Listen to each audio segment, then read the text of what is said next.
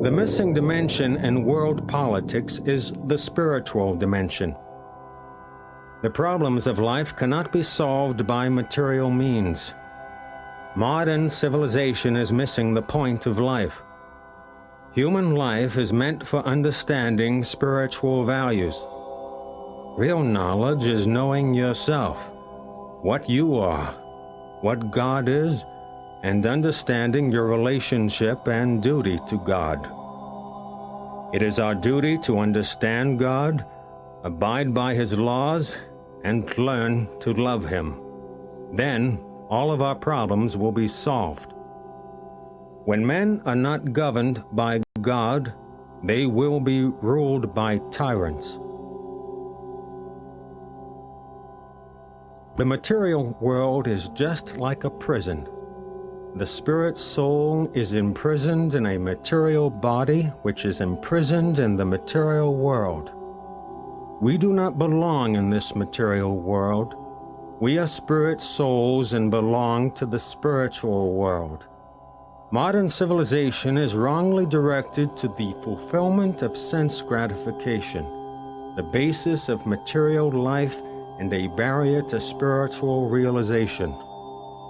The demonic believe that the enjoyment of the senses is the ultimate goal of life.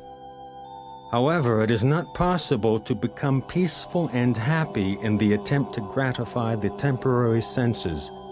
The result is usually the opposite.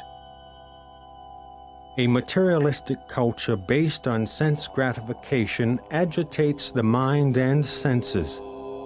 Unless one controls the mind and senses, one cannot make any spiritual advancement. The great sages of all bona fide religions were completely free of material attachments because they knew that spirit is permanent while matter is temporary. Our present culture would have us debase ourselves and become more and more entangled in materialism, so that the path to the spiritual world is blocked. The demonic wish to make this planet a closed system where it cannot function for the purpose it was intended. The material world was created to give man the opportunity to purify himself of his material consciousness, for the aim of life is to go back home, back to God. The demonic cannot go back home until they rid themselves of their demonic mentality, and so they wish to make it impossible for anyone else to return home. This is the ultimate goal of psychological warfare: to entangle man in materialism so that he cannot return home, back to the Supreme Lord. Mind control in America. Break it.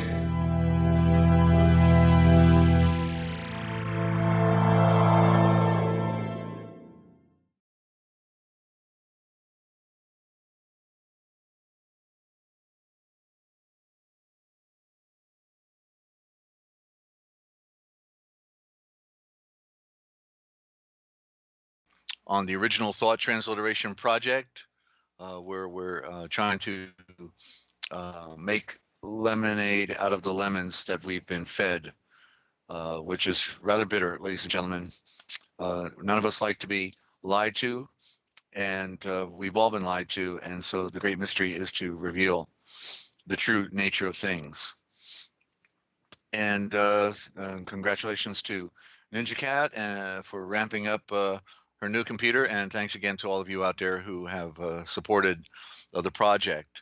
My entire life has been dedicated to serving Yeshua and to discovering the truth about our nature, our world, and life. So it's a tough road that we're all going down, ladies and gentlemen, and we have to uncover the great mystery. The assault on mankind is wholesale, and it's by a culture that basically has enslaved us through the mental capacity. by our thinking, because we don't know who we are, where we are, why we are, and when we are.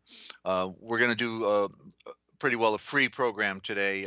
We started out when we crashed, just started the alphabet with the letter A, and we probably won't get there today, but we're going to pick that up as the main feature in this program series that we're doing on Ask Desert Owl.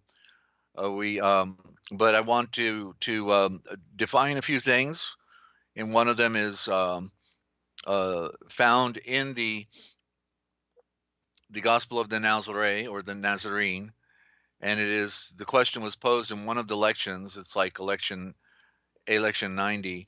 What is truth? And that was the big question that was asked of Yeshua by Pilate as well. But the question is then being asked by the 12 when they're gathered after the resurrection, and then Yeshua appears. He manifests himself before them, and he elaborates on that. So this is a classic, and this is the evidence that this document is legitimate as well.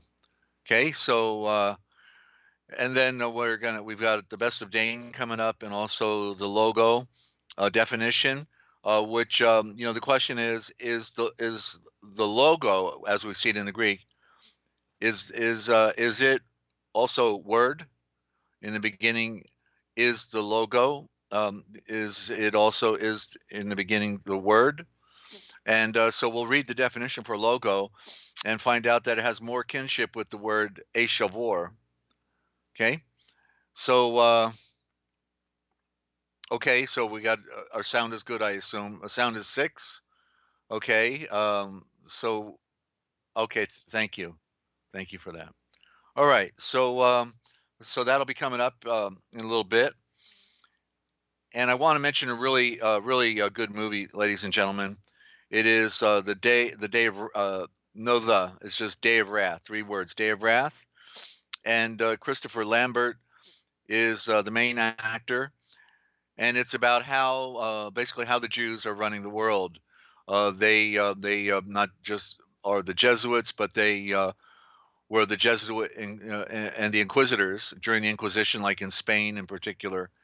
And so you'll see how the shell game operates. While they make the Jews look like the victims and they're being booted out of Spain, they're actually the Inquisitors that are burning people at the stake, you know. And you'll see one theme popping up all the time are these keys. These keys keep coming in the picture, and you'll see those, if you think about it, you see the keys all the time whenever you see the Pope in the Vatican. He's got the keys behind you. That makes the connection, okay? So check that out. That was worth watching twice, actually. I haven't watched it a second time, but I'm probably going to. And thank you for the audio check there, Chi. Appreciate it over there in Denmark. And I just want to also mention that we have a long delay. When it used to be within 1 hour, we could have the movie uploaded after the live broadcast. Not the movie, but the program is uploaded, and then within 15 minutes, the chat is then uploaded. Now it takes 24 hours, and so this is just one of those special thank yous that we get for being truth tellers, you know.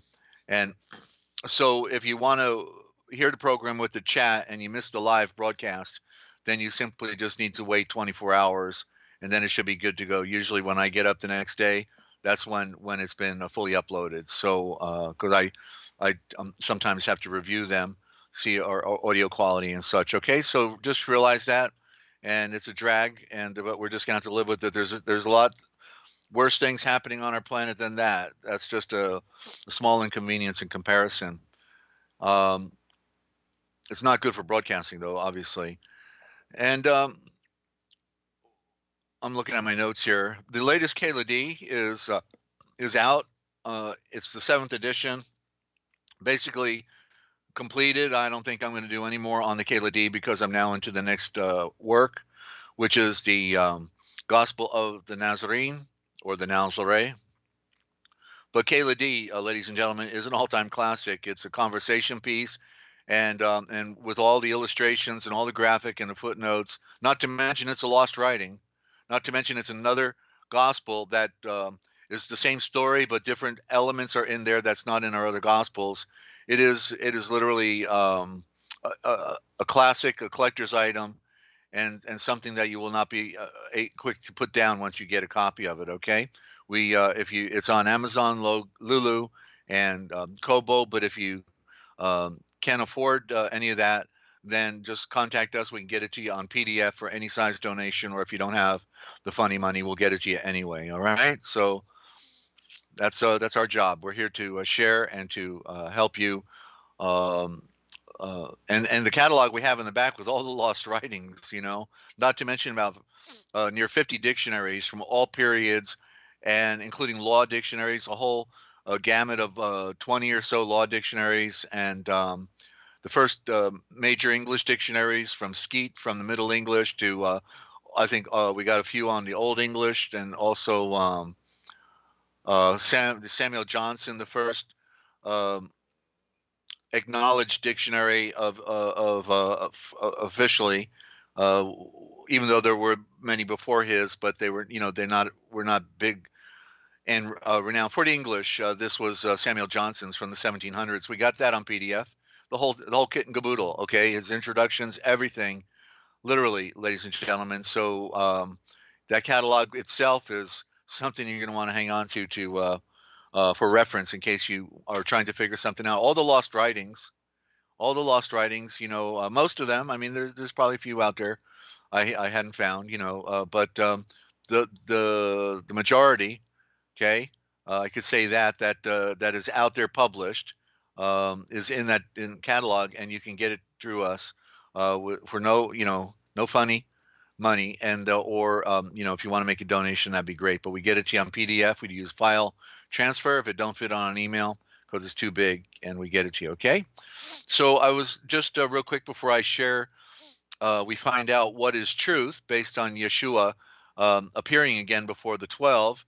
Another part of the story that is not in our received gospels and is not ever heard about, other than in the Gospel of the Nazarene, which makes this clearly an authoritative work, and you'll know it by hearing the answer to the question, what is truth? Real quick, I had a word I was looking up last night in the translation, right? And I was looking up the word just because there's that J word again, right? As in judicial, you know what I mean? And so just uh actually when I looked it up in Webster 1828, I found out that actually the word just comes from the word joust. Literally, right? It means to fight. So when they talk about justice, they're talking about fighting, attacking the people. Justice is attack. That'd be another aspect of fighting. It's attack, because that's usually what you have in the courtroom. You're being attacked, and you don't even know what the guy is talking about.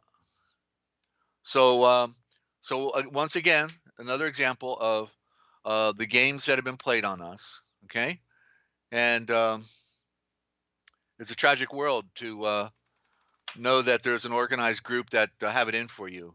The 60 million that the Bolsheviks, which means the majority, which was actually 100 Jews who were funded by Chase Manhattan Bank, that went to throw down the Nikolai Romanov family, the royal family of Russia, in order to institute communist banking. And what was my point I was going to make? It totally slipped me. But anyway, what was that point I was trying to make? Okay, well, I'm on too much fluoride, obviously. If it comes to me, I'll get back to it. It's just that okay, yeah, that we never hear about the 60 million that were killed in all of Eastern Europe, and these were primarily Christians. That they were Orthodox Christians. There were Jehovah's Witnesses. There were other um, forms of Christians, probably Seventh Day Adventists, all like we have in America. But the philosophy migrates, the people migrate, and so there was a predominance of Christians in Eastern Europe, and the Jews with Lenin and Stalin, and the whole group of banking Jews, the agents of the banks of the Rothschilds. They went there and they put in concentration camps on work programs in Siberia and across the continent of Eastern Asia, Western Asia. All the peasants and all the people that would be in opposition to communism. And so 60 million, we never hear the cry for the 60 million that were enslaved, tortured, worked to death, froze to death, murdered, shot, you name it, burned.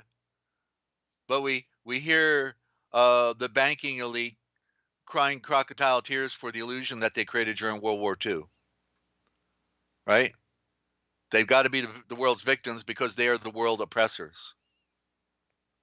So let the record stand. These are historical facts. You can find them. It's not buried. Okay, it's all an open secret. All you have to do is do the research. You'll find it out. I've known this stuff for 30 plus years. Okay, I knew the people that published, the works on these things, and are no longer with us today. And so we're gonna get into what is truth. And by the way, what we're doing is basically because we're trying to accommodate Ninja's time schedule.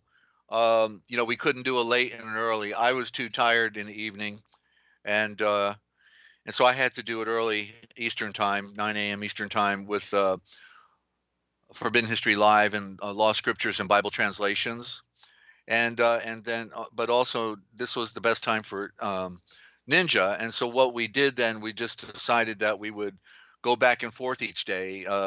Today we're on Ask Desert Owl with Ninja Cat, and then tomorrow we'll be back on Lost Scriptures and Bible translations. So we're going to go back and forth. So I've got Monday, Wednesday, and Friday and Sunday with Lost Scriptures and Bible translations. Every Sunday I alternate with Jesse up there in Canada. He produces a channel for me, the Forbidden History Chronicles, 4 words, the Forbidden History Chronicles, and you can join us there. Just subscribe so you get the notice when it's happening. And so Ninja is on here on Ask Desert Owl every Tuesday, Thursday, and Saturday. Okay, so that's how we're doing it. And so just be sub to both and know that we're going. These are the days. We'll get a Ninja will create another advertising schedule banner for us that we can make available, and we can post it, and all that, and then you'll be clear on that. But if you're subscribed, you'll get the notices. You can check the time clocks, because the pre-scheduling always has a time clock that you can follow. And so we'll do 7 days a week, and not only that, it helps us also. And hey, okay, Eliza, I guess she's not tuned in right now. She's hitting me up on Skype.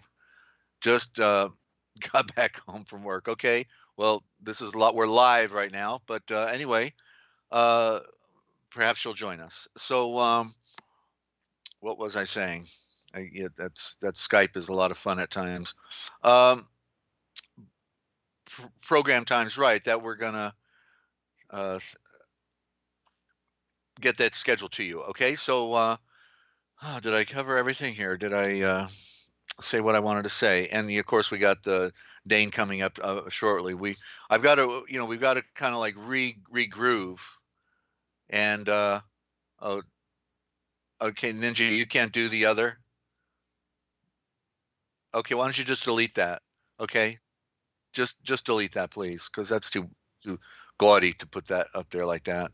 And it's an eye distraction, Okay, so I'm going to go into.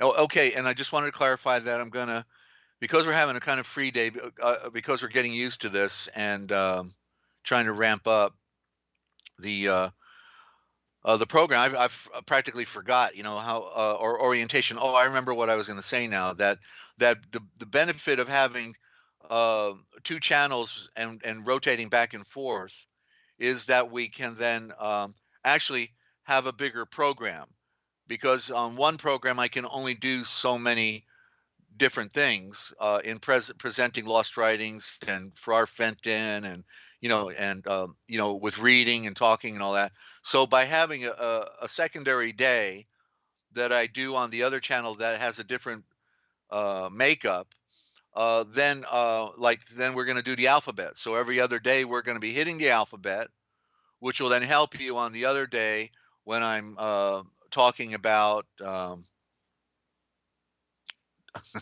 Hey there, Lisa. Okay, glad I can join you. Yes, good to have you. And so that's the benefit. There actually is a positive behind the going back and forth. And of course, if you miss a day, don't worry about it because it's all recorded, and that's the good thing about that. All right, so I'm gonna now jump in to Eliza is in Wales, so she's back from work. She said, and so she's 5 hours ahead of us. So it's about 2:30 in the afternoon up there, something like that, in Wales. Beautiful country. She sent me some photographs of the landscape up there. Ew, it is just a like living in a picture puzzle up there. And so, all right. So I wanted to give everybody a sample of the Gospel of the Nazarenes, and I gave out yesterday the link to the Gospel of the Holy 12, because the Gospel of the Holy 12 is um, a takeoff from the Gospel of the Nazarenes. It's almost identical word for word, but because it had a different translator, and it may have been a second generation copy, that the thing with the Gospel of the Holy 12, he didn't call it the Gospel of the Nazarenes when it really was and is, but also the Gospel of the Holy 12, which was also known as the Gospel of the Perfect Life, because this guy Osley, I think his name is, did his translation of it. He was a Catholic priest and no doubt a Jesuit, and so I just wanted to qualify that in there, because he's got to toe the line for the Vatican. Then, as their trick art, what they do is they change certain elements within the story, and one of them, the big one that you would notice if you read that, is that he made it sound like Joseph was the sire, or the biological father of Yeshua, which of course is not true, because all of the other gospel accounts, of course, say that the spirit uh, that she was impregnated by hearing from Gabriel, the giver of light, Gabriel, but that's a corruption. And so just take note of that, because this is what they've done to all of our scriptures. You know, they have sliced and diced the words, and they've shuffled the verses. I can now prove how they shuffled the verses in the first chapter of John. They have shuffled the verses in the book of Genesis, and it's just amazing what they've done, ladies and gentlemen. I'll tell you, it's really amazing. But people, they just want to think that everything is the way it's supposed to be, you know. But unless you become adept in it, and you dedicate your entire life to it, and you put it first above everything else in priority, then you would not be able to see through the veil. It's about seeing through the veil. And so the question that was being posed here, this is election 90, and so this really corroborates the value and the legitimate nature of the Gospel of the Nazarenes. Gospel is not an original word. Gospel replaced evangelion from the Greek, and there's no connection. Gospel is a code for go spell. Evangelion means star message of enlightenment. Lion is the symbol of the sun, and Av is the star. Van is the conveyance that moves, like the sun and the moon are constantly moving. And so it's the movement of the sun. The star message and the movement of the sun is what is implied by evangelion. Okay? But so the terminology that I use and have standardized for the translation project is the star message of enlightenment. Okay? So that's the greatest challenge. How do you take what they were saying in the ancient and use the right terminology in the modern to create the graphical image?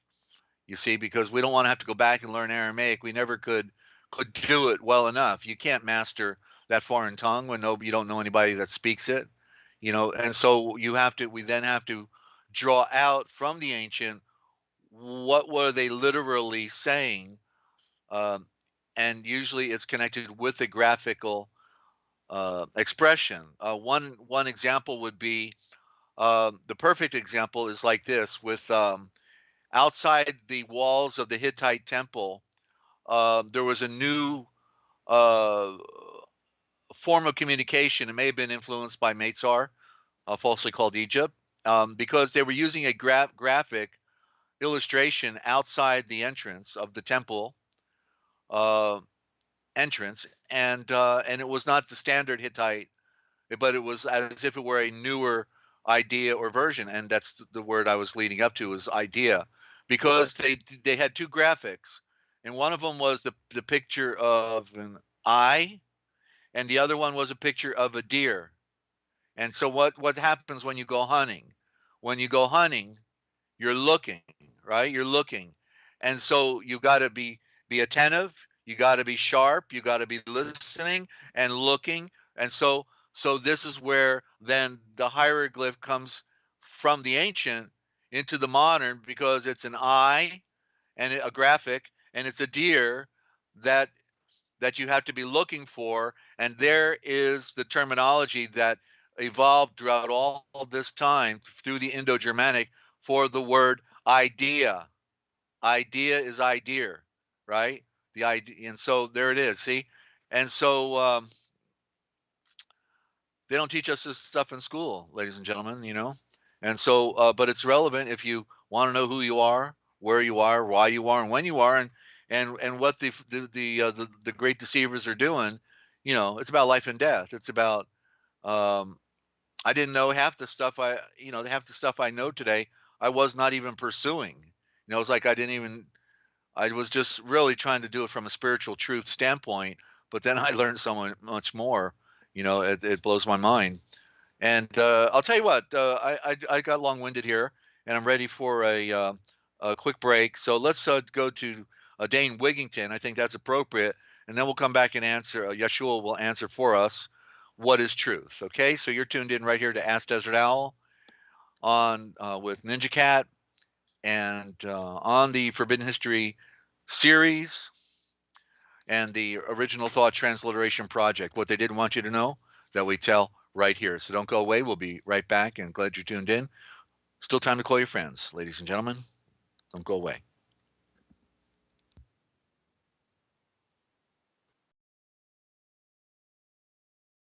In this broadcast, an update on the legal action already filed against the single scientist that is solely responsible for Facebook's censoring of the Dimming documentary and all geoengineeringwatch.org data. Stay tuned again for an update on that legal action. I'll get to breaking reports in a moment, but first, please bear with me. There's some ground that needs covering regarding an insidious form of programmed self-censorship that can, and all too often does, keep far too many from seeing what's right in front of them, or over their heads, as the case may be. This from a staunch and steadfast ally in the fight to expose climate engineering operations. Ben Billings who is also a deeply trusted friend. The gatekeeper. Is mind control possible? Up to the present, we've been aware of many nefarious agencies of the U.S. military, including DARPA, employing tens of thousands of psychologists, PhDs from academia and the like, all conspiring to mind control the bulk of the globe's human population. Those in the bullseye are the, quote, unwashed masses, end quote, and the, quote, deplorables, end quote, and up the ladder to the, quote, professionals, bureaucrats, the military order followers. How have they carried out such mental manipulation of so many? There is the conscious mind that spontaneously and relentlessly receives information from the physical environment, total situational awareness, information gathered, observed, processed, stored in memory by the conscious mind during one's waking hours. Through the ages, the alert conscious mind has been essential for moment-to-moment survival. We see this in wild animals, in the wilderness, perpetually alert to all movement and even slight changes in their physical surroundings. Animals on the, quote, menu of predators. When they lose this total situational awareness, even for a short time, they become dinner. This is how nature feeds on itself. And there is the subconscious mind, working in the background or underneath the conscious mind, constantly processing the bombardment of information passed on to it by the conscious mind. The subconscious mind is especially active during relaxation, meditation, and sleep, and occasionally gives us heightened awareness, warnings of danger, notice of unrealized problems and opportunities, epiphanies, intuition, insight, perception, and vivid dreams. But while an individual is sleeping, the expressions of the subconscious mind, as seen in dreams, are often disjointed, fluttering from one image to another, irrational, paranoid, and or possibly amusingly absurd at times. And while dreaming, we accept and believe the whole dream scenario. We're unable to judge if it is reasonable or rational. And if it is a nightmare, we may be jolted awake. The disjointed, capricious, irrational, paranoid, and amusingly absurd characteristics of the subconscious mind make it the perfect candidate for an externally programmed gatekeeper.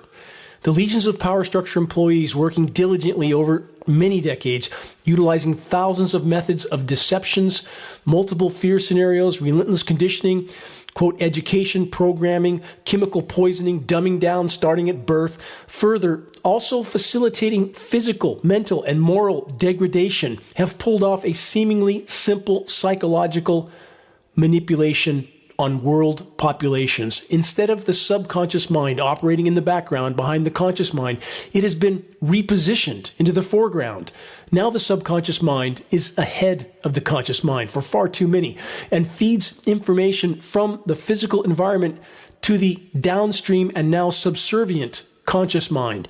A role reversal, if you will. This places the subconscious mind in the position of, quote, a gatekeeper, sensing, filtering, and completely blocking any and all non-compliant information from reaching the conscious mind, where the information is observed, comprehended, processed, and recorded. The victims of this atrocity, and there are billions, virtually the entire world population with a few notable exceptions, never see or hear the censored non-compliant information. It is blocked by the gatekeeper in the now repositioned subconscious mind, which never delivers it to the conscious mind. People thus altered literally can't seem to see or hear the blocked information regardless of its truth or validity. How does this psychological manipulation operate on the so-called normal people in the establishment or the status quo, the people who must, without the slightest deviation, support, promulgate, and protect the, quote, official narrative? This gatekeeper of the subconscious mind often responds to key words, and words are very powerful. Words that can open the gate to the official narrative and to close the gate to any and all information that questions or challenges the official narrative. The most powerful key words involve fear, an extremely powerful motivator, and also labels that ridicule, degenerate, and or dismiss individuals and information not supporting the official narrative. Carefully crafted visual images and sanctioned symbols, often satanic, are employed by the power structure and its minions as, quote, keys for locking and unlocking the gate.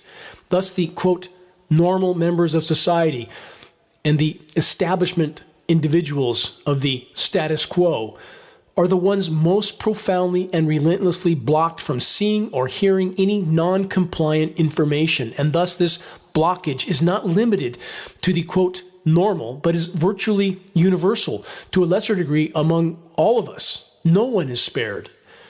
Looking in the mirror, do we all have an active gatekeeper that slams the gate shut on occasion? Absolutely yes.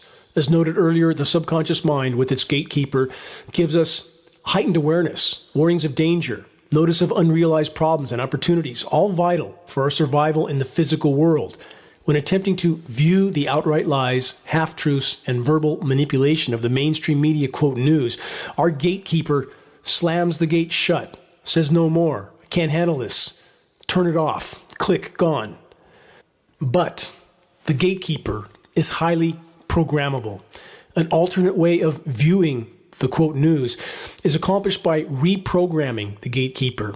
If we view the, quote, news from the standpoint of linguistics and psychology, how specific words are used to manipulate emotions, other words used to dismiss ongoing atrocities as insignificant, etc., then watching and analyzing the, quote, news becomes a fascinating and productive exercise to understand the battlefield, if you will.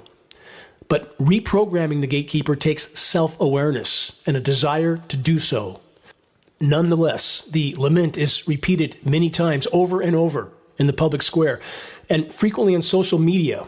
Some of our friends, neighbors, relatives, business associates who we may be trying to reach with vital information literally do not see or hear anything presented to them, regardless of how factual, rational, or reasonable it may be. They see nothing, period. They hear nothing, period. The gate was snapped shut by the gatekeeper. We see glazed eyes, the vacant look, the heads turning away, the blatantly obvious shutdown. They become impenetrable. And are the, quote, awake and fully awake?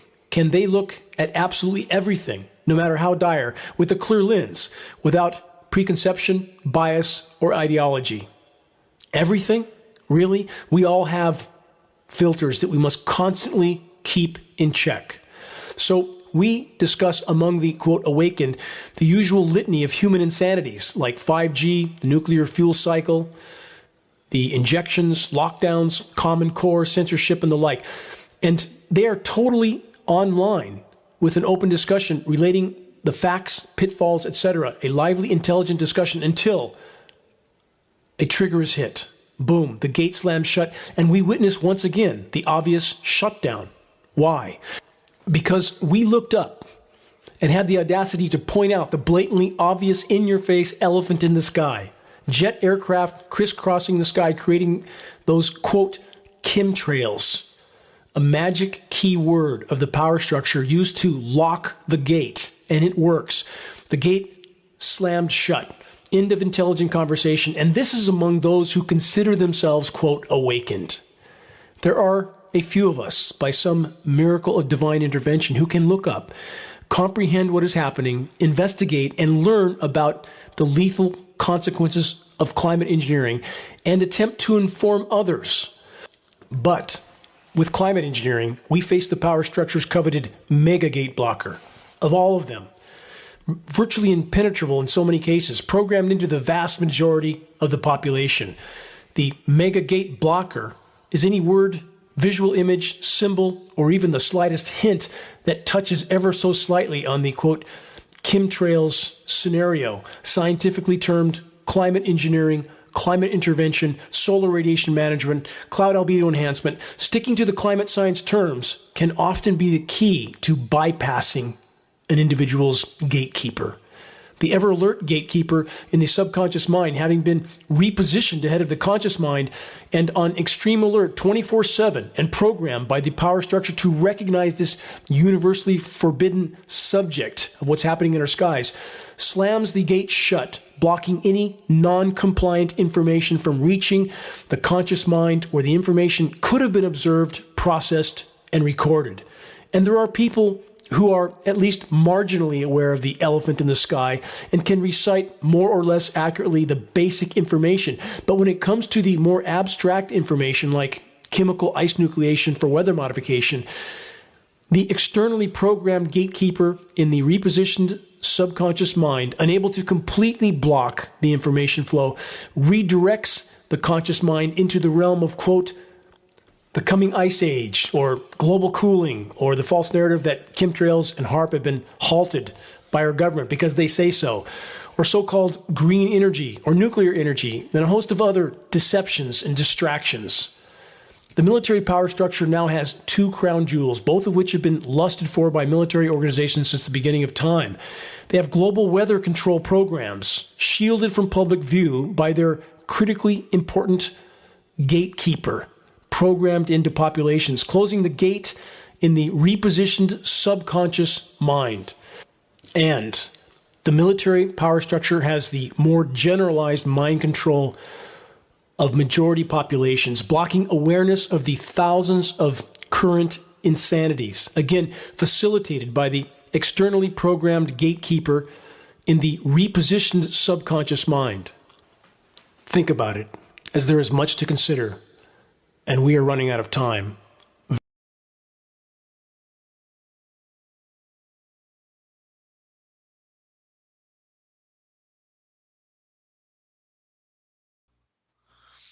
And we're back, I guess, ladies and gentlemen. Ninja was pointing out something was glitching in the program. That was probably the Matrix, right? Once it glitches, look out. You never know what happens. And I was trying to listen to Dane here, but I have to do the switch out. So we're back and good to go. And so there it is, the black screen, right? Is that there? Okay, then we go to the Aishavor logo, and are we keeping that Aishavor logo, Ninja, or what? Oh, okay, gotcha. Alrighty, thank you. So yeah, we're trying to get a rhythm back. You know, it's like you don't do this for 10 days or 2 weeks, and all of a sudden everything gets oxywampus.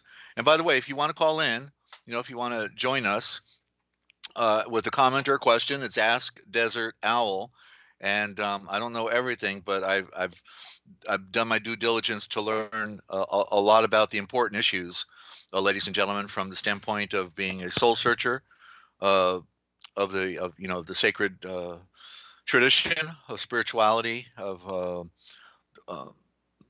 and collecting the lost writings, but then also, of course, the political science. I guess I could call myself a political scientist because I've always followed once I became a political activist, then it was my job, you know, to know the ins and outs of the political and the legal and right and all that stuff, and the secret societies then flow right into that, and the commissions, the councils, you know, like Council on Foreign Relations, Trilateral Commission, what have you, all designed to maintain control of the world, not to gain control, but to maintain. They've always had control, okay? Other than when the Great Flood happened, then things were disrupted quite a bit. But then the sovereigns of the earth, those who called themselves Brahmin, which is a corruption of the word sovereign, they you know, have been running the world. It's a one world Vedic culture. There's a book by Stephen Knapp called Vedic Culture's Global Existence. Okay, so it's not a secret; it's an open secret. And I just got that book a couple years ago through my friend Stephen, who did the presentation at the beginning. And then look at Dane. You know, he's got the all-time classic on mind control. Really, between him and Stephen, you know, you can't say it any better or you don't need to say it another way. So yeah, geoengineeringwatch.org, Dane Wigington, please support his work, use his materials to tell a friend. All right. And so we're back to the question, ladies and gentlemen, what is truth?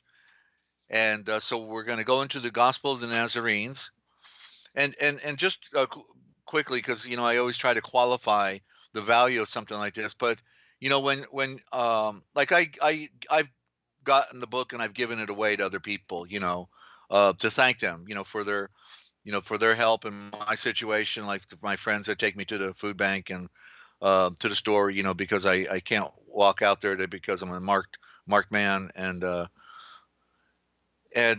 therefore, I'm gang stalked and all that stuff by the Communist Front of Freemasonry. And so anyway, when I've given the book like to one individual, I won't mention specifically, and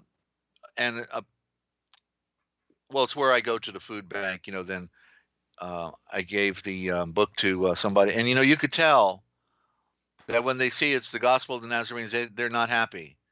You're given a gift, and immediately, because people are so it's ironic, because when I'm trying to shout from the mountaintop that, hey, wait a minute, we had a library. I've been reading the library all of my life for near 50 years. I'm 65, so I started ancient history at age 14. Okay, and so what they would then say is that no, only the 27 teeny weeny little letters within the New Testament are the only ones that are authorized. Authorized by who? Right?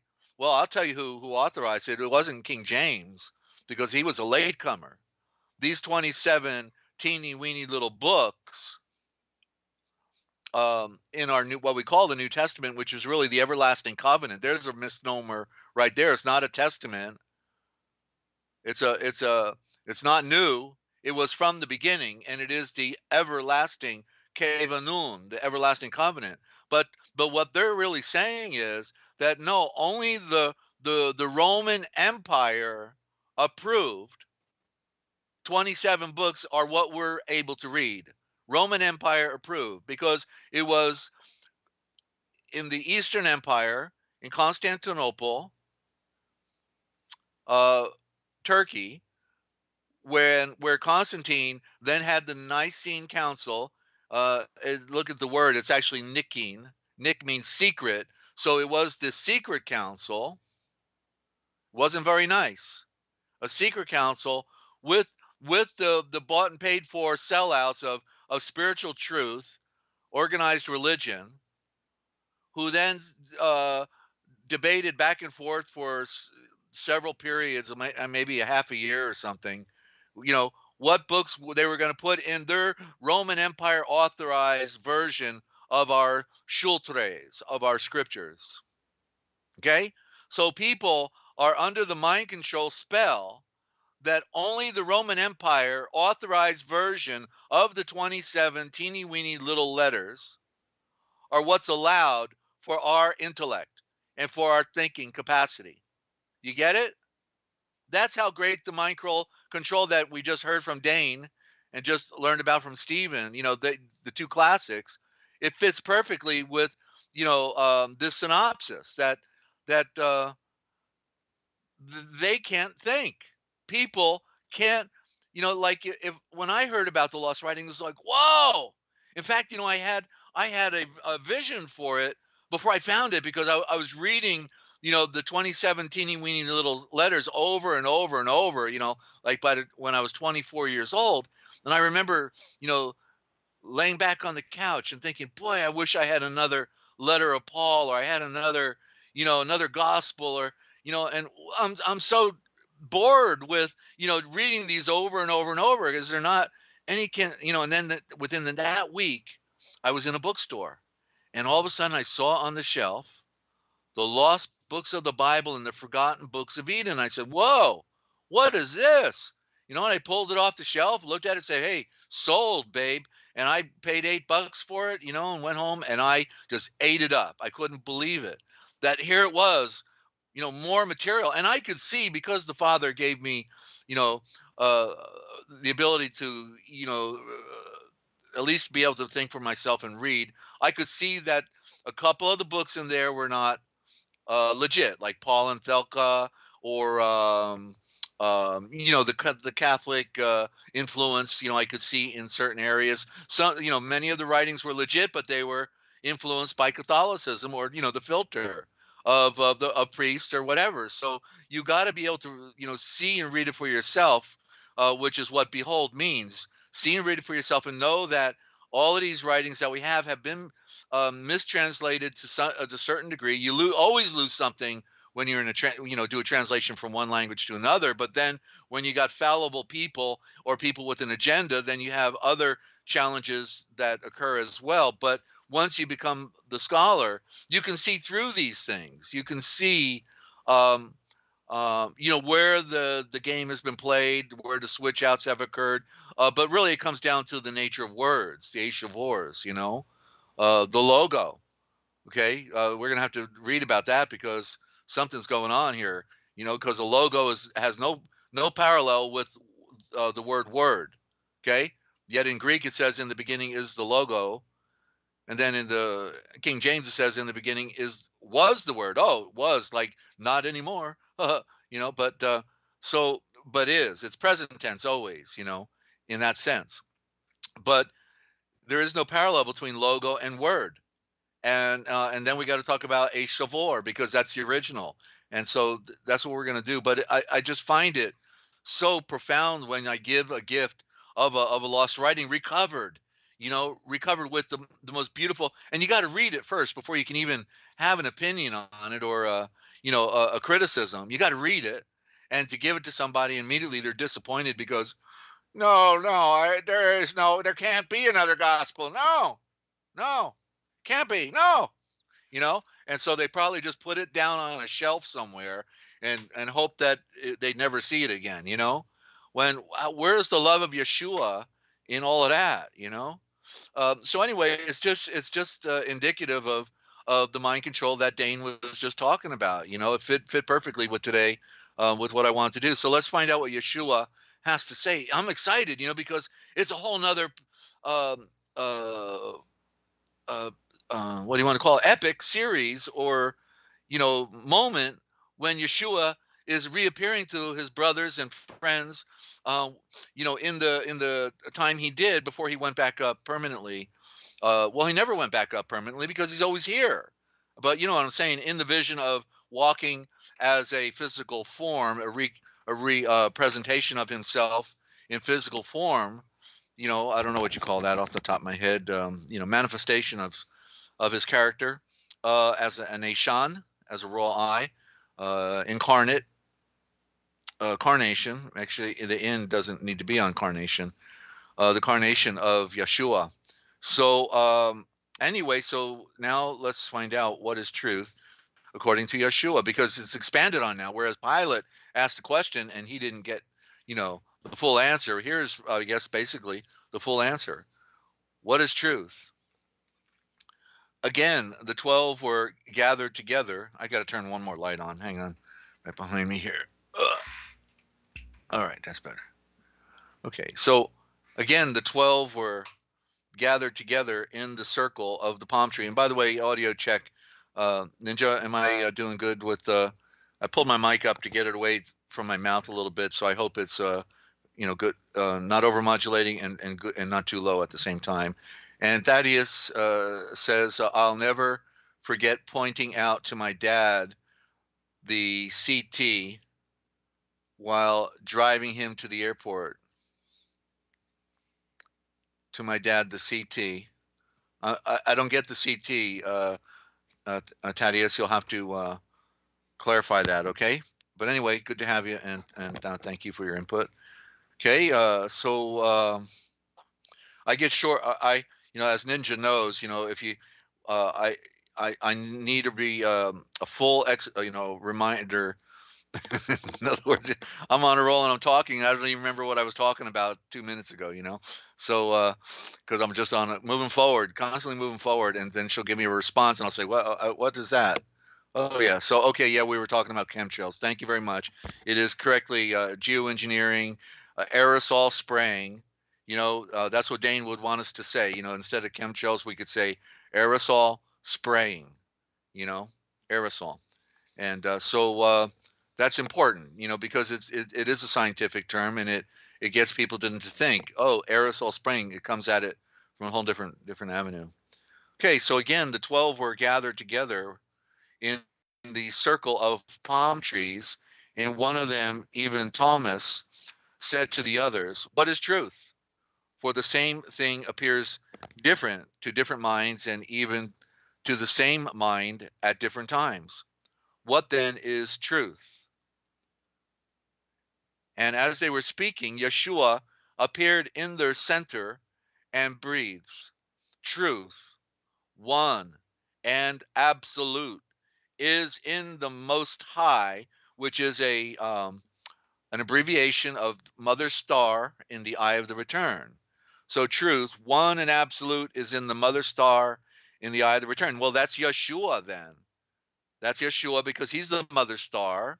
These are metaphors, right? And so the eye high is the eye of the return. Most is Mother Star. You can, if you write it down, you can see the abbreviation. These are components. This is how they did it. They moved us away from the original thought, and they abbreviated the words so that we wouldn't get the pictures that we should have. So truth is one. Absolute is in the Most High. That's the Mother Star in the eye of the return alone. For no Ashan, or no man, neither anybody of Ashan knows that which the Most High, the Mother Star, in the eye of the return alone knows. Who is the unengendered or unbegotten? To Ashan is the truth revealed. There it is. So we come on it with a blank slate. We don't know nothing. And then through the process of time, the truth is revealed. And I'm so grateful for the revelations of the Father because that's kept me on the trail. You know, it's kept me even when I was discouraged, wanted to quit, take my life, whatever, you know. Because when you start learning and you know that you know that you know that you know, then you really, you know, it really wants to put a on a spiral down, you know, because this world is so sick. Okay, so for men, for Ashan, is truth revealed according to their capacity, according to their capacity, according to their capacitor, right, to comprehend and receive. So you've got to hope you got some good capacitors in order to be able to make the lemonade out of these lemons. The one truth has many sides. And one sees one side only. Another sees another. I always like to use the example of the orange, you know. We're all looking at, sometimes, you know, we're all looking at different sides of the orange. Some looking down from the top, some looking from the bottom, some looking from the left. But yet, and they all see it differently, right? Because they're looking at only a micro capsulation of the whole. And so therefore it's the same orange and we're seeing it slightly different. And so until we've been able to wrap ourselves all the way around that orange, right? Above, below, and on the sides, you know, and see it from all the different perspectives, then you know, we may have a very limited impression, right? A limited impression. So we want to take a look at all. I always say, you know, let's not just compare apples and oranges. Let's get some apples, oranges, peaches, pears, plums, nectarines, put them all on the table, some grapes, you know, and then let's look at all of it. And then by the process of looking at all of it, we'll be able to see where the real value is, the really, you know, substance is. And so that's key, ladies and gentlemen. But what have the modern day mainstream Christian done, right? They've cut themselves off. Oh, no, the Roman Empire didn't approve of that because it's only you know, the Nicene Council gave us the 27 books that they've approved after they filtered them. Of course, they got to filter them because, you know, we don't want to, you know what I'm saying? We need somebody to tell us how to think and what to think and when to think and where to go and what line to stand into, because we can't think for ourselves. It's impossible for us to be able to rationally process and to make distinctions about these things, you know? So, so thank you, Roman Empire. And they're still with us today. Even, you know, the American government went under Roman civil law after the bankruptcy of the banking, and they declared us enemy number one by the War and Emergency Powers Act, right? War and Emergency Powers Act. You were declared the enemy here in America. They probably did it silently in all the other nations at the same time, you know. But let me take a deep breath. Everything's okay, Desert. We're going to get through this somehow. Okay, so the one truth has many sides, and one sees one side only. another sees another, and some see more than others, according as it is given to them. Behold, which means you must see and read it for yourself, this crystal that I have in my hand, how the one light is manifest in 12 faces. Yeah, 4 times 12. And each face reflects one ray of light. And one regards one face, and another sees another, but it is the one crystal and the one light that shines in everything. You must see and read, behold again, you must see and read it for yourself again. When one climbs a mountain and attains one height, he says, this is the top of the mountain. Let us reach it. And when they have reached that height, they see another mountain beyond it until they come to that height from which no other height is to be seen if they can attain it. So it is with truth. I am the truth and the way and the life, and have given to you the truth I have received from on high, the one in the eye of the return. And that which is seen and received by one is not seen and received by another in the same way. That which appears true to some seems not true to others. They who are in the valley see not as those who are on the top of the mountain. But for each, it is the truth, as the one mind sees it. And for that time, till a greater truth or a higher truth shall be revealed to the same.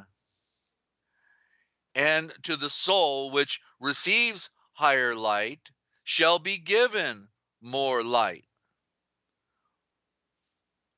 For this reason, do not condemn others, that you should not be condemned. As you keep the only true anointed, pure shelter, the law of love, which I have given to you, so shall the truth be revealed more and more to you. And the Spirit of truth, which comes from above, will guide you, albeit through many wanderings. We should add, in the wilderness, right? The wilderness of this world, the barren plain.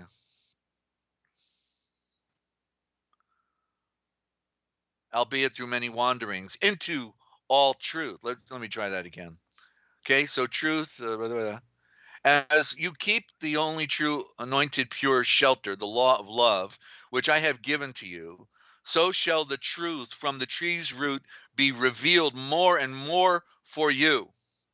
And the Spirit of truth, the A Spirit, that's what they took off as the A Spirit of truth, which comes from above, will guide you, albeit through many wanderings, and into all truth, even as the fiery cloud guided the seed of Esherayulva, Israel, through the wilderness, through the barren wasteland. Let me take a sip here. Be faithful to the light you have, till a higher light is given to you, or we should say the greater light, right? Because as you get closer, like to the sun, right, it gets bigger and bigger and greater. Okay. And so we want more light. Obviously, we don't have enough light, right? We can never have enough light because it's infinite. It's infinite. Be faithful. Be loyal to the light you have until the higher light is given to you. Seek more light, and you will have it abundantly. For he that seeks will not rest until he finds. Some people aren't looking. They think they got it all and nothing else to do. I'm real happy with my Roman Empire approved version. And you will so seek more light, and you will have it abundantly. For he that seeks will not rest until he finds, and he that has found shall be astounded. Here it says marvel, but let me take a note here. That's the more correct term. Not marvel. We're not into the comics. We're in astounded. Shall be astounded. There you see the words like turning into a stone. Whoa. Whoa. ASTOUNDED. All right. And he that has been astounded will rule. And he that has reigned or ruled, in other words, conquering the self, ruling the self, right, will find rest. And that's the great mystery. Will find rest. And by the way, if anybody has a question, you know, and you don't want to call in, you can put it in the chat. Just put desert in all capital letters, or question in all capital letters, and then, you know, upper and lower on your question. And try not to get too long-winded. Try to keep it short and sweet. And then, you know, I'll notice it, okay? And if it goes up above, then just recopy and paste it again into the chat so we can see it again, okay? And I try to look there as I'm doing the program, and sometimes I miss it. All right. So the Yahweh, here it says Lord, but the Lord then would be correctly Yahweh, but that it would be then correctly the Yahweh.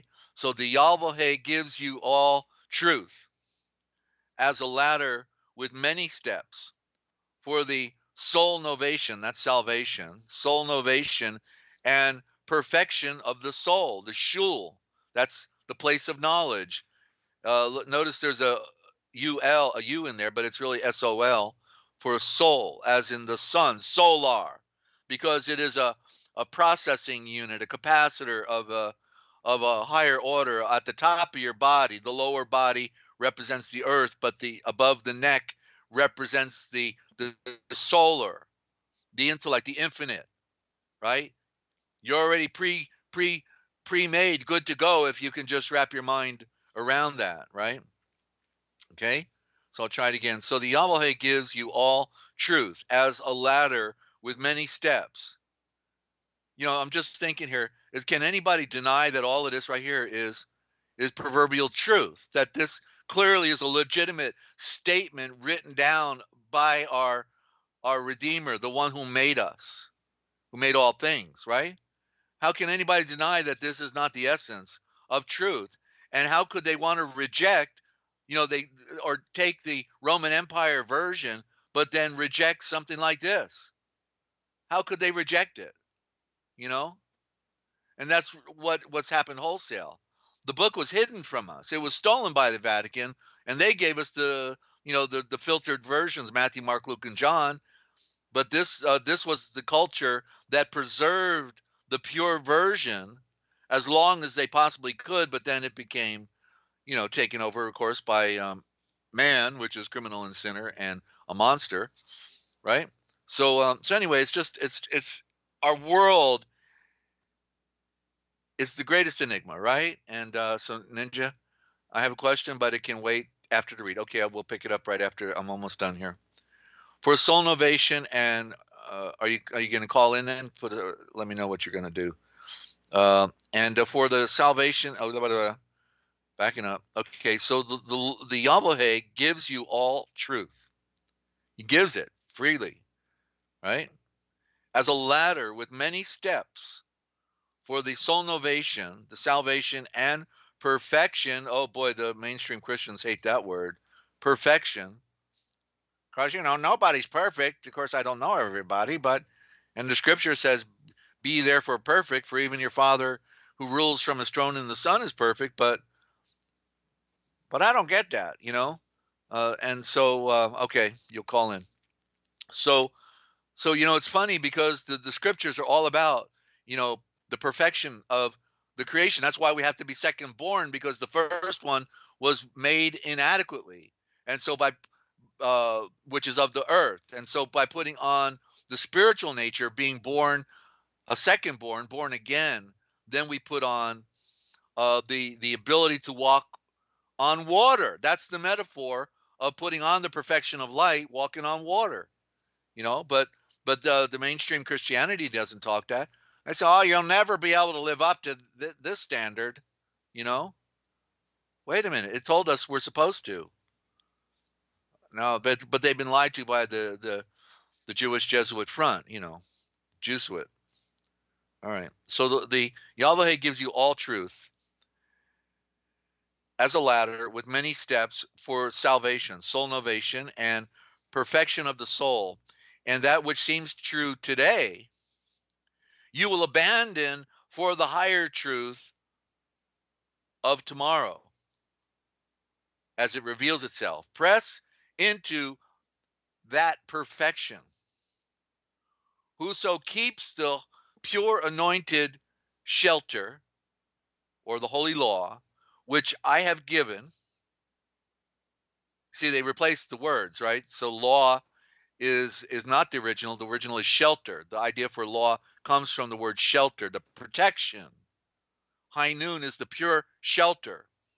Okay. Holy is the only true anointed. It's an abbreviated word. The only true anointed. Okay, that's a major hieroglyph and a lexicon, and I can share that with you anytime if you just ask. Took a long time to see all this, Whoso keeps the pure shelter, the only true anointed pure law which I have given, the same will save their soul. However differently they may perceive these truths. You see, so it's a given that many of us can purify our hearts and be prepared for that great house, the royal house of light. But at the same time, not all of us have been able to see all of it because it's so big.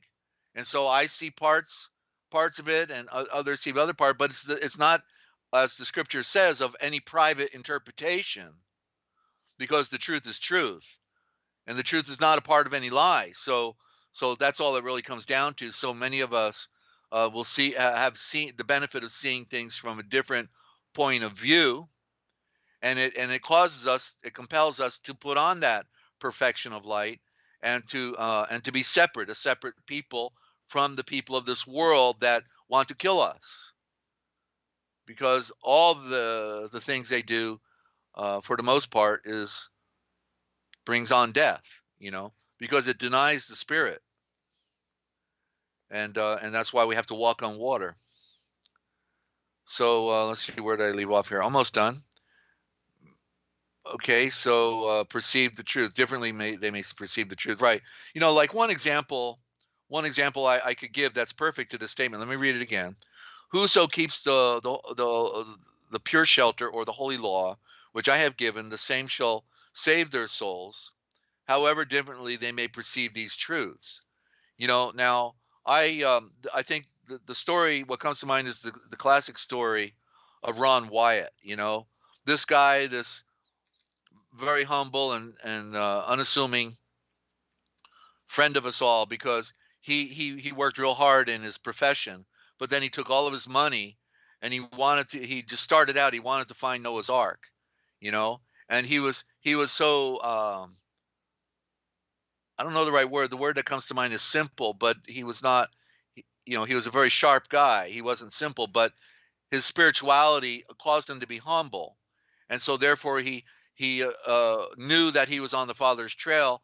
And so when he went looking for the ark, he told his sons, if the car breaks down in the taxi cab we're taking, then wherever we break down, um, put rocks on the side of the road, make a little pile of rocks so we can mark that spot. And so literally when they go on the journey with the taxi cab driver there in Turkey, then they broke down like 2 or 3 times, and each time they put rocks on the road, and then the cab driver fixed the car and they keep going. And so they came back the next day, and they took those locations of the rocks, and then they cross referenced them into a point, like they're going to maybe go from the middle point, go in, towards the mountains of Ararat. And because it's in the lower plain, it's not in the mountains, it's in view of the mountains, but it's in the lower plain, where the ark was first seen by an airplane or satellite imagery. I can't remember how it was seen in a photograph from above. But so anyway, they knew it was there. They saw the photograph in Life magazine, and so then it's being forgotten about, right? So Ron goes looking, and he finds it, and then in the process of doing this work, he then discovers the real location of Sodom and Gomorrah and proves it. Finds the real crossing of the Red Sea crossing, which is not what we call today the Red Sea, but the Sea of Aqaba, right? From the Sinai Peninsula over into Arabia, right? And all the evidence is under the water with all the chariot wheels and all the other fossilized remains that are under there. You can't deny it, can't miss it. Then he has a vision when he's outside the gates of Jerusalem, talking to an archaeologist friend, and he suddenly points to the area of the skull, which is where Yeshua was crucified, and he says, right over there is Jeremiah's grotto, and he said, and so the archaeologist said, well, then go dig, we'll give you commission, you go dig it if you think it's there. And so all of this stuff, and then and he was persecuted in Saudi Arabia, captured by the government. They almost cut him and his son's heads off, and he was kidnapped when he was in Turkey, going back to the Ark again, and was taking over mountains for like a couple weeks, and he had to escape. All of this stuff. And so there ain't no question when you hear Ron tell these stories and give you the photographic evidence that he's for real. This guy was following the Heavenly Father. Ain't no question about it. But yet then, in one of his last seminars that he was giving, because he none of us can specialize in everything, right? We can't specialize in everything. We can't be good at everything. So we focus on what is important to us, and the other rest, like I'm not good with technology. I couldn't do this without Ninja's help. I did it on my own. It took me a year and a half just to learn how to turn on YouTube, right? A year and a half, because I still needed to get somebody's help and these young people out there. So I kept looking, and I get a little better at it, and then finally I could turn it on. But the point is that so in this meeting that Ron was having, where he's doing a presentation, then he talks about the book of Jasher, and he says something that is derogatory towards Jasher, like saying, well, it's not in the Bible or something like that, right? But yet Jasher is actually mentioned in the book of the first or second book of Samuel and first or second book of Kings. Is it not written in the book of Jasher? And I've been reading Jasher all my life. I used to buy 10 copies at a time and give it away. It's 90 plus chapters of the story behind the story of everything from Genesis all the way to the book of Joshua. It's a gold mine. But he never read it, and he never collected the lost writings. He only had time to do one thing, and that was to find Noah's Ark and the Ark of the Covenant, and the spot where Yeshua was crucified, and the Red Sea crossing, and the real site of Sodom and Gomorrah, and I think maybe a couple other things that I'm forgetting. The guy is absolutely stellar, and he talked about the visions that he had, the experiences that he had, real, of a real character, confronting him and saying things to him on more than one occasion. One of them he picked up hitchhiking. I mean, these stories are mind-blowing when he tells them. And so there ain't no question that Ron Wyatt is in the promised land now. He's there. But yet at the same time, because we all can't know every single little thing about everything, we could miss the mark on certain facts or certain issues, or just admit, hey, I don't know, I don't know. You'd have to talk to somebody else, and so that's my point. It's an important one to make because we got these Bible thumpers that's want to condemn you for uh, I don't know the right word, for having learned something. They'll condemn you for having learned something, and discussing certain things, that they don't get. They don't get. One more example, okay? We're having a free day today, right? So one more example. So I was in the Pilgrim bookstore, whatever it was, in Pasadena, Texas, out where I used to live. And I was in there looking for the Lamsa Bible. I heard about the Lamsa, and I went in there looking, and I asked the guy behind the cash register in the Bible bookstore. I said, "Hey, do you have the Lamsa Bible?" And he says, "Nah, you wouldn't want that. You wouldn't want that. This some guy, he took it from English. He took the English version. He put it into Aramaic, and then after he put it into Aramaic, then he took it out of the Aramaic and put it back into English." And I said, yeah, I guess I don't think I want to get a copy of that. Never mind, you know. And so I just stopped looking for it because, I thought the guy knew what he was talking about. And then, and so 2 years later, I get a copy of the Book of Lamsa, you know, and I've read it from cover to cover, and I've read his other books. He's got like 15 books that support the translation that came out of the East from the Aramaic source, from the source. And he spoke 5 languages and grew up in Kurdistan in the hill country, the most protected area of the original Aramaic culture. That's why Saddam Hussein wanted to kill him with mustard gas, because they were pure Christians and Aryans, and a mixed culture with also from the Celtic as well. And they wanted to get rid of these people because it blew the cover off the fact that it was an Aryan civilization that began in that part of the world, talking about the Aryan invasion theory and all that, So, and that was the center point. So anyway, so I read last time, I'm saying, wow, this guy, he didn't know what he was talking about, and he kept me from reading this book that I waited so long to read. And so I was back in that Bible store one day, and then some lady comes over to me and she says, can you tell me a good version of the Bible to get? Because I don't know which one to get, and I want one that's like more like modern English and not, the old King James, thou and thee and all that. And I said, well, sure. I want to recommend that you get a copy of the Book of Lamsa.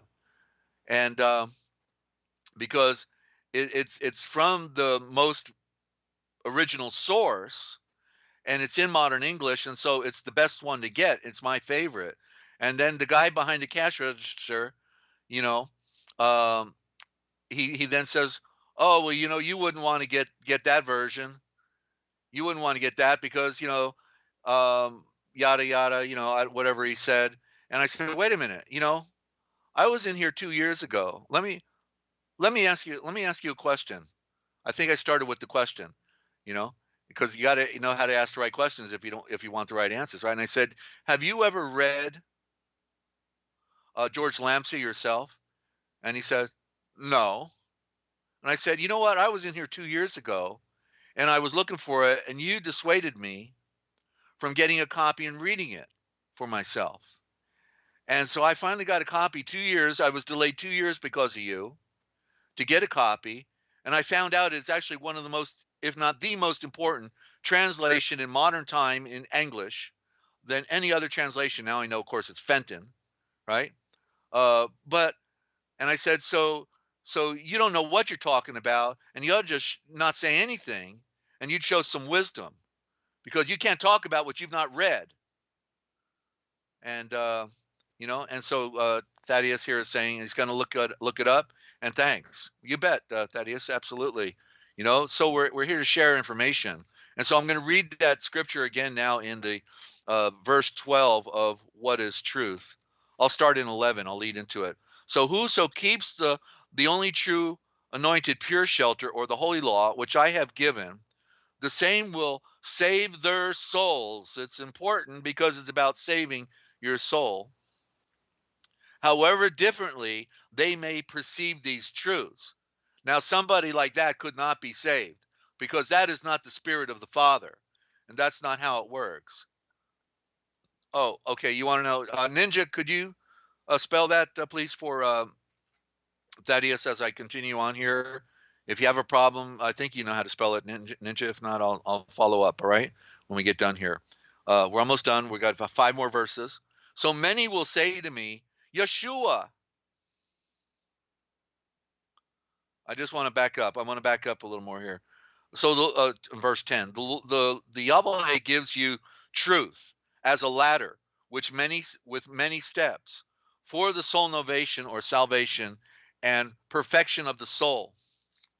And that which seemed is called the Peshitta, Peshitta. George Lamsa, the Holy Bible. It's called the Peshitta, Peshitta. Okay, and he's got about 15 books that support his work. Many may be out of print now. Grab them while you can. Okay, so the perfection of the soul, that which seems true today. Going back to the story now, the original story about Ron Wyatt, right?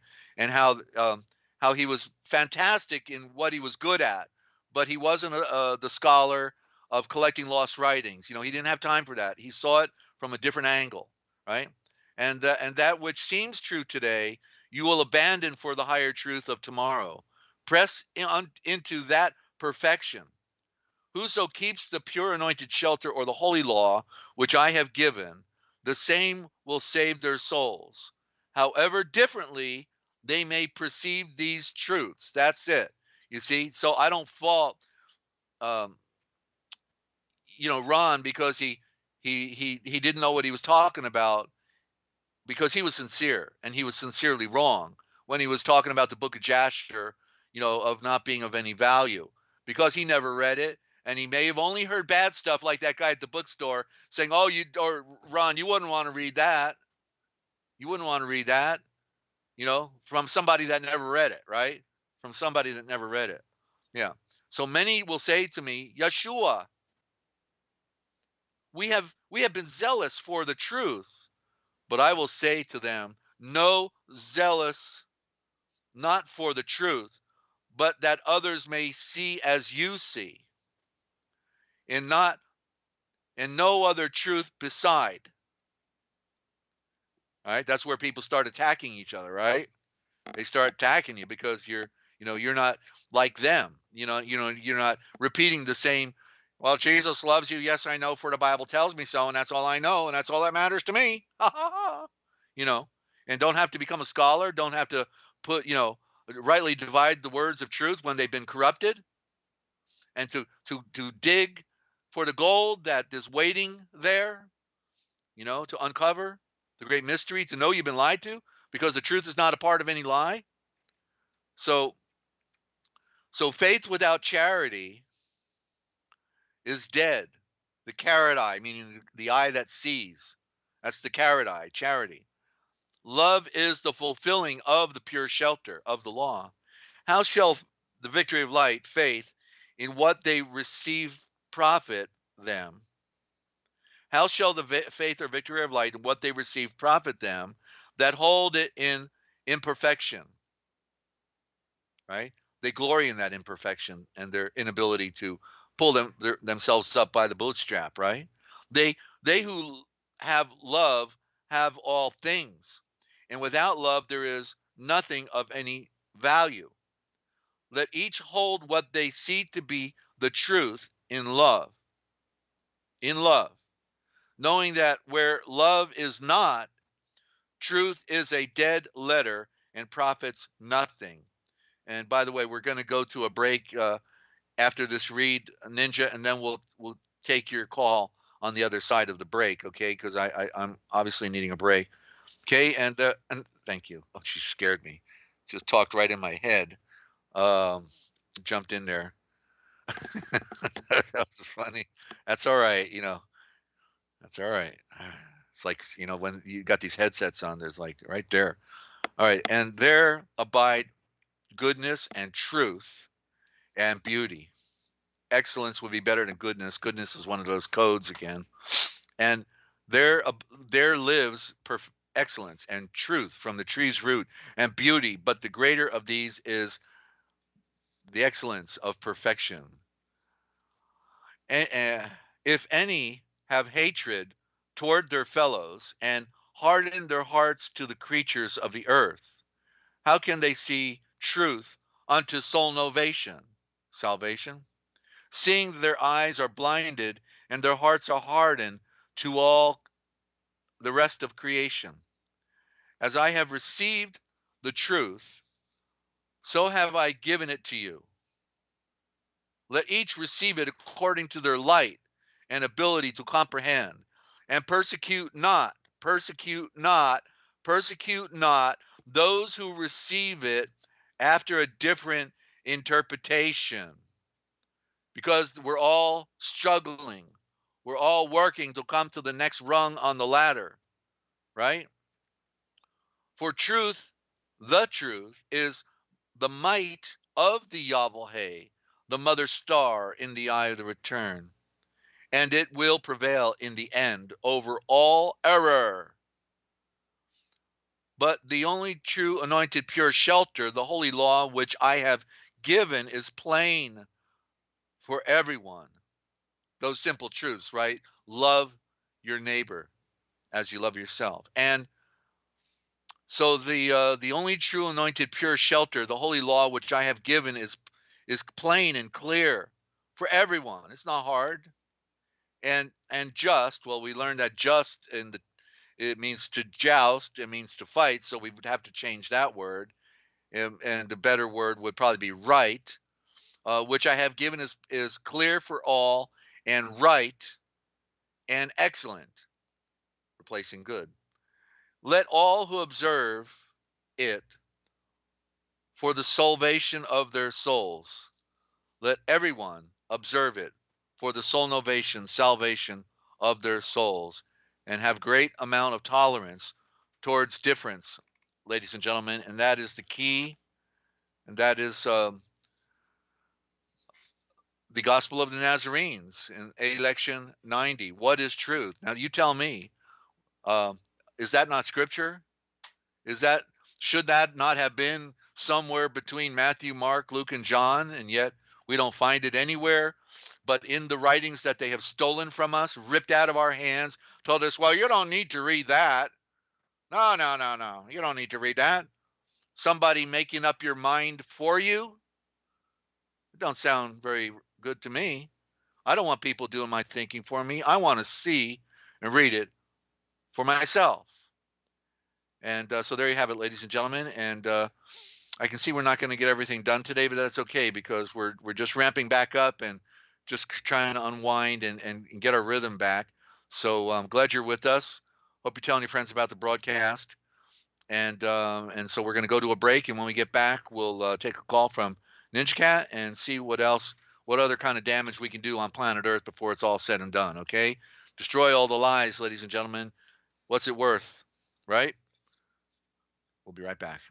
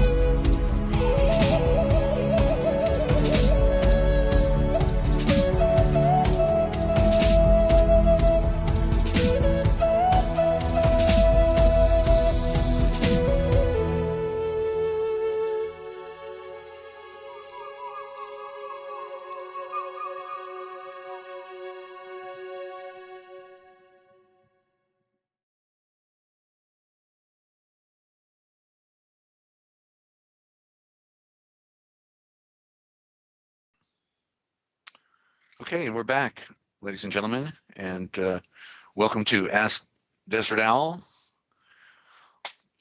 on with Ninja Cat, and trying to make lemonade out of the lemons that they gave us. It's a tough world, and it gets tougher every day. It looks like because we all would want to think and hope that we could have lived out our life and just died in our beds, or if we're going to go, we go by a big surprise and didn't have time to think about it, and boom, it's over. Something happens, which is more the case with people in the world, people that really do serve the Heavenly Father, are not prone to coming to accidents, but they do come to persecution and the things people do. But that's where we're at today. So we all know the handwriting's on the wall, and we know that we're not going to live much longer and die in our beds because they're taking our world down. Part of it's because of the environment that has been destroyed. It can no longer support life, and so they're gonna think they can go underground and tough it out. But yet, when they've destroyed all the trees and all the plankton, sea plankton, which is the main source of oxygen, what are they going to breathe?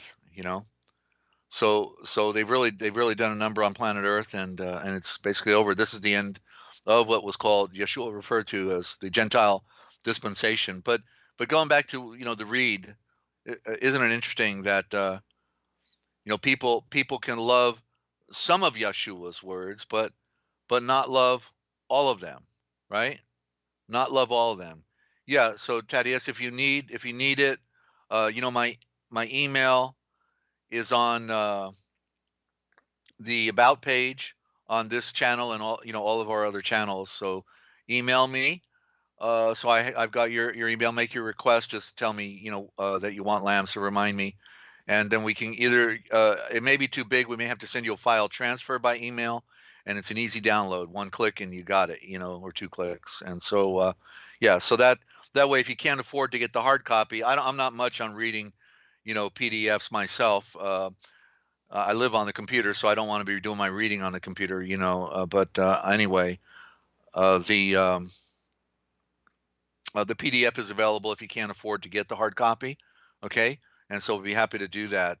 Nobody makes requests. It's like we make the offers every program we do, and it's just like nobody. We just a few days ago had a lady from South Africa actually was tuning in to some of our programming. It was in response to the program where we talked about the Kolbrin Bible. And and she requested a few books, and it was like, wow, I was excited. Somebody really wants some of the PDFs. Look out, let me do it. And so nobody, it's like, how can there be, like a few hundred people that have now heard the program, and yet nobody, is wanting to see the Kayla D, which I just took a year to transliterate. I can give it to them on PDF. They can look at it and kick it around and see if it works for them, if it makes sense, if they, and so Thaddeus is saying, I hear, these screens can be rough on the eyeballs. Yeah, right. And so anyway, what I'm saying is we love to serve. Ninja and I are serving the Father. She came on 3 years ago, had nothing better to do, and decided that she wanted to serve the great Spirit of life that made her, and is now her guide. And the beauty is, he ain't coming back. He's always been with us. The great lie is, well, one day he's coming back. What?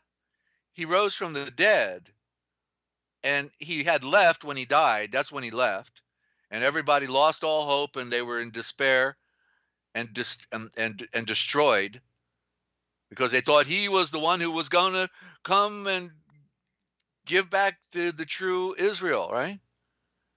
But wait a minute, what? He rose from the dead. Oh, good news. He came back. He came back.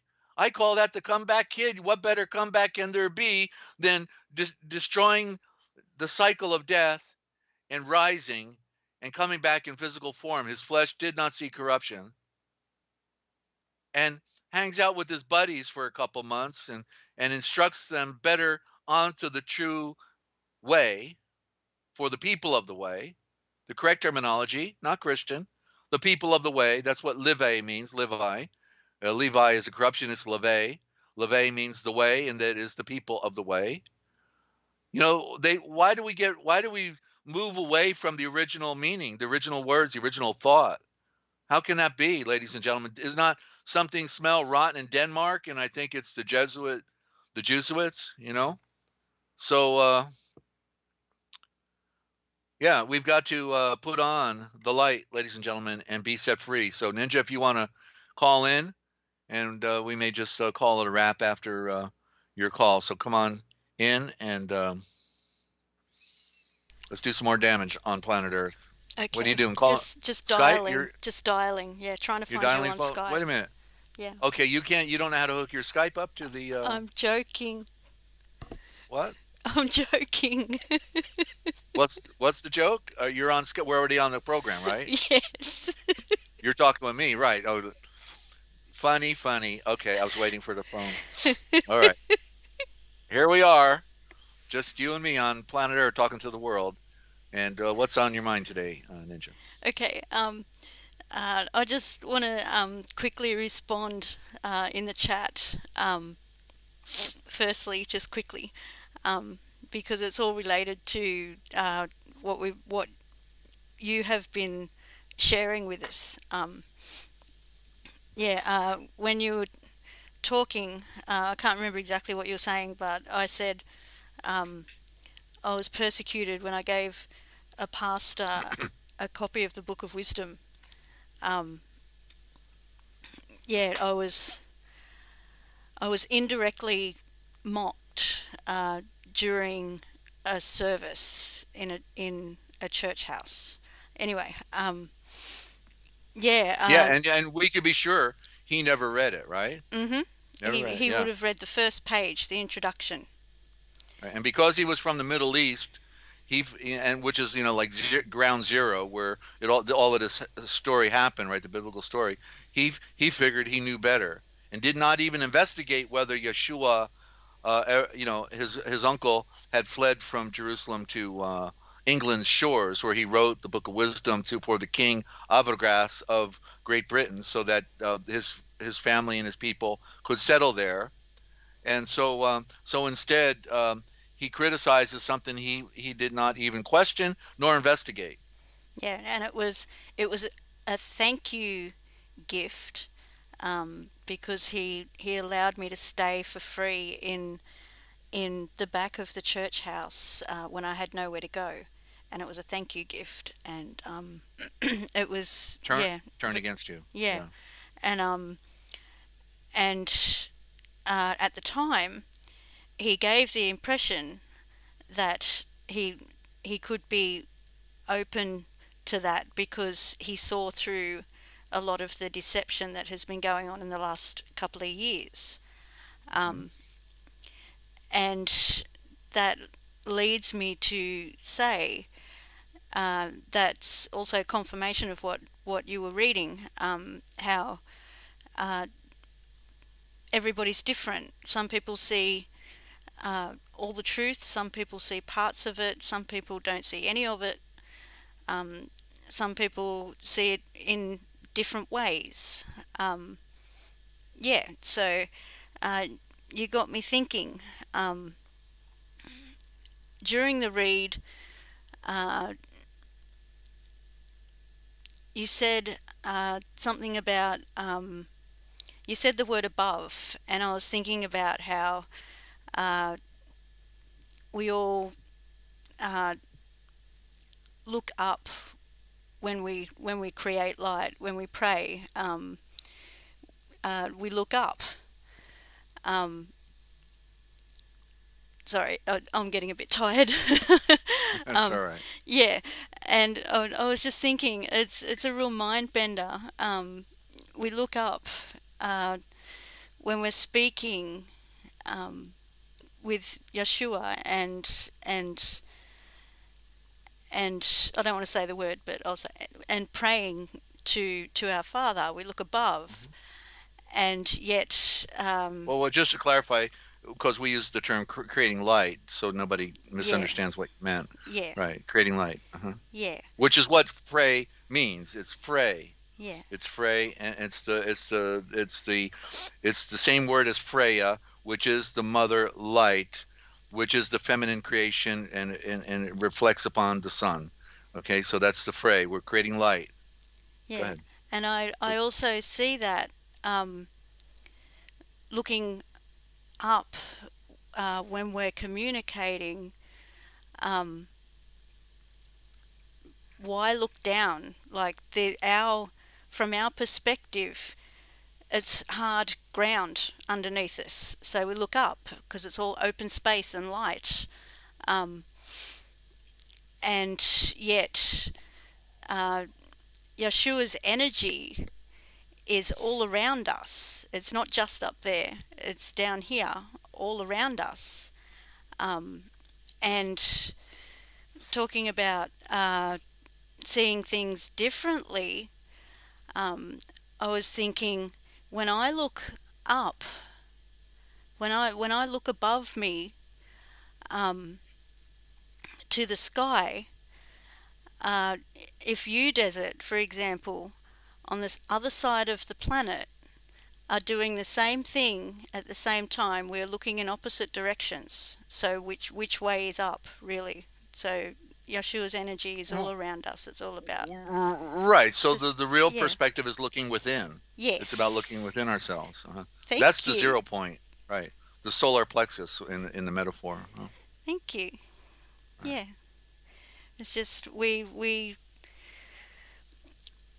do what we can, in while we're in this material world. It's just the way we see things. Yeah, the way we interpret things. Right. Well, Yeah. little does he know that you actually, as it is clear to anybody who will read it, that the Book of Wisdom is actually the greatest book of wisdom that has ever been written. And doesn't it make sense that it was actually written by a member of the royal family of the lineage of Tavat, correct terminology for David, and who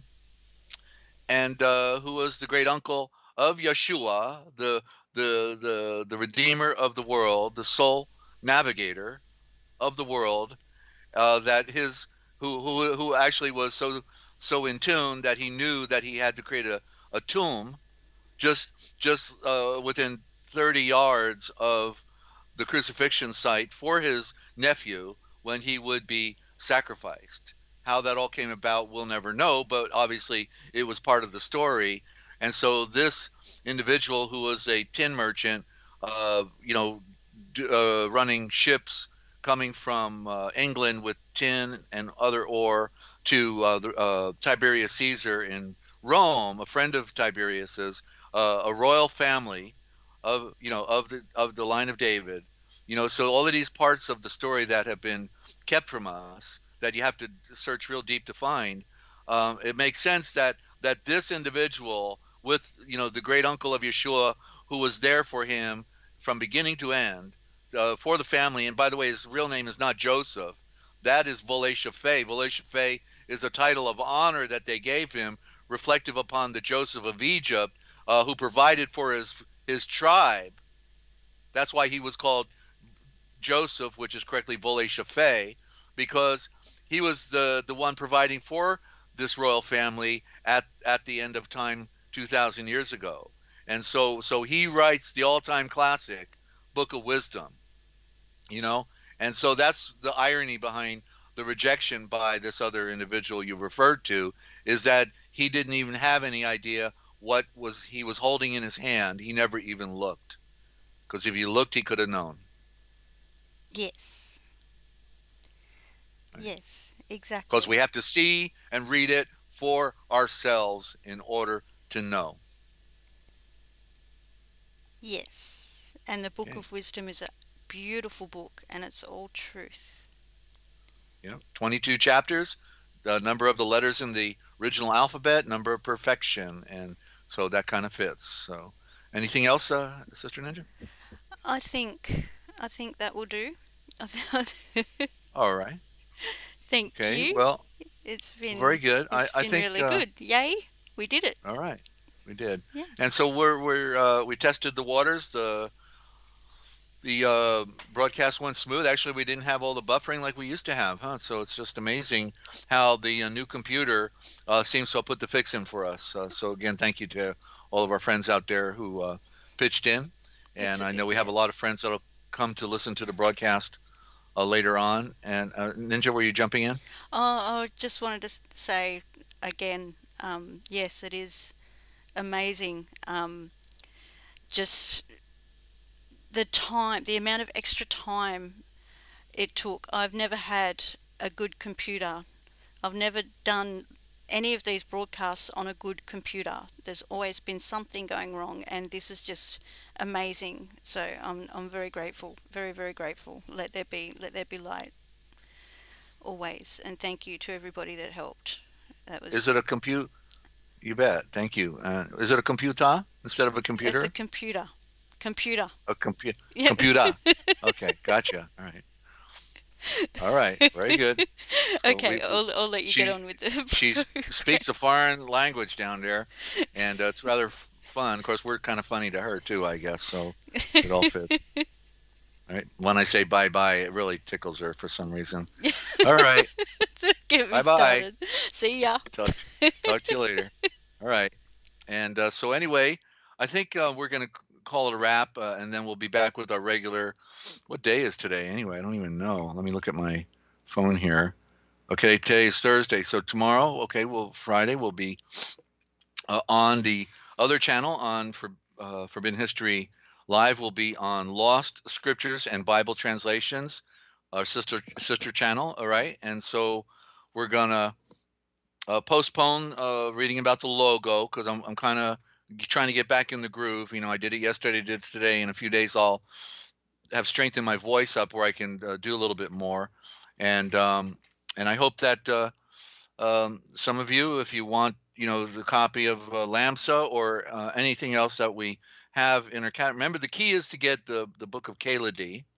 If you get the Kayla D, we can give it again, get that to you on PDF, but then you'll have the catalog listing in the back of near 200 lost writings, about 50 dictionaries from all different periods for all different topics. You know, it's a resource unlike any other resource. It's the creme de la creme. It's a gold mine of information. Most people don't have the time to figure it out. You know, what other writings like the Book of J, which is correctly the Alwistic Old Testament, you know, from the Southern Kingdom, and you know, and then you know, the Book of Jasher or the Aquarian Gospel, which is a misnomer. It's actually the original Gospel. All of these. The Hebrew Gospel of Matthew from two different sources, the Dutele and the Shem Tab, one by Schoenfeld and one by George Howard. You know, all of these um, treasures that most people won't have time to even discover, let alone be able to afford to buy all of these different books. So we make it all available for our friends. Okay, that's the idea. We're here to serve. If you want to make a donation outright, you can do that anytime. But also, if you know, if you need a book and you can't afford it, we get it to you. All right. So that's the trade-off. We get paid by Yeshua because we serve Him, and that's the most important thing is you know, the service of our fellow man. That's what we have to do. You know, people complain, you know, when tragedy happens and say, you know, why did He do this to me? But we're all following our own self-will. If we surrender to the light, then you know, the light serves us. It's when we have a forsaken ego for serving, then beautiful things happen. He reveals Himself. He's a revealer.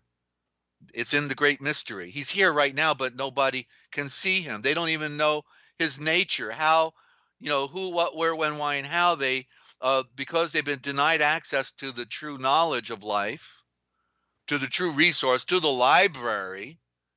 Listen to that word. The lie is they buried, right? It's the lie is, and it's all buried. You know, so it's a lie and it's all buried. You know, that's what they did to us. So, and then they said, well, no, the Roman Empire, Constantine says you can only read these 27 books. That's it. And then people, they get conditioned. They were raised that way. They can't break the mold of you know, of the control. And so it's tragic, ladies and gentlemen, that we can actually discover things on our own. We can wake up to things we've never heard or seen before and make a discovery on our own and put another piece of the puzzle back together. It can be done, but we have to stop listening to the lie that's repeated over and over and over. And so I want to thank you all for tuning in today. And I know this will get out to the rest of the world tomorrow. It takes 24 hours to get the chat back up. In a couple hours, the audio may be available just in a couple hours, but the full program seems to take 24 hours now. So just come back tomorrow if you want to get it with the chat, or if we don't, then just wait about 3 hours and it may be good to go. Maybe sooner. So just keep an eye out. Okay, and do tell a friend, won't you? And so don't forget, ladies and gentlemen, I'm Desert Owl telling you that if you want to know the forbidden history, if you want to know the future, you simply need to look for the forbidden history. It's all right here, coming your way 7 days a week on therealpublicradio.net. It's what they didn't want you to know that we tell right here, because somebody's got to do it, and I'm happy to oblige. So look for us tomorrow on Lost Scriptures and Bible Translations. We'll see you.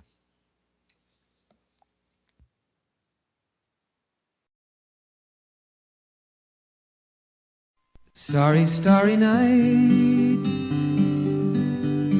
paint your palette blue and gray. Look out on a summer's day with eyes that know the darkness in my soul. Shadows on the hills,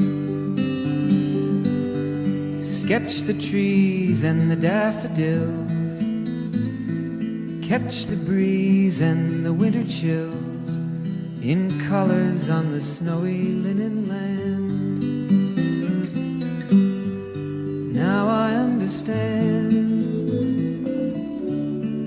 what you tried to say to me, and how you suffered for your sanity, and how you tried to set them free. They would not listen, they did not know how. Perhaps they'll listen now. Starry, starry night, flaming flowers that brightly blaze, swirling clouds in violet haze, reflect in Vincent's eyes of china blue, colors changing hue. Morning fields of amber grain, weathered faces lined in pain, are soothed beneath the artist's loving hand. Now I understand what you tried to say to me, and how you suffered for your sanity, and how you tried to set them free. They would not listen, they did not know how. Perhaps they'll listen now, for they could not love you, but still your love was true. And when no hope was left inside on that starry, starry night, you took your life as lovers often do. But I could have told you, Vincent, this world was never meant for one as beautiful as you. Starry, starry night, portraits hung in empty halls, frameless heads on nameless walls, with eyes that watch the world and can't forget, like the strangers that you've met, the ragged men in ragged clothes, a silver thorn, a bloody rose, lie crushed and broken on the virgin snow. Now I think I know what you tried to say to me, and how you suffered for your sanity, and how you tried to set them free. They would not listen, they're not listening still. Perhaps they never